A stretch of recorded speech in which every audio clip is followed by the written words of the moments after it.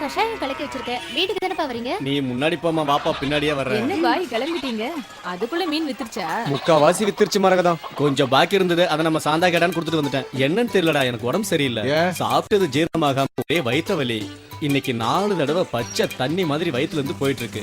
பச்சை மருந்து வாங்கி 3 வேளையும் குடிச்சுனா 4 நாளைக்கு வராது. ஆஹா, வயிற்று போக்குக்கு வழிய சொல்றான்னு கேட்டா வயித்த கிழிக்க ஐடியா குடுக்கறியே, பயங்கரமான ஆள்தான்.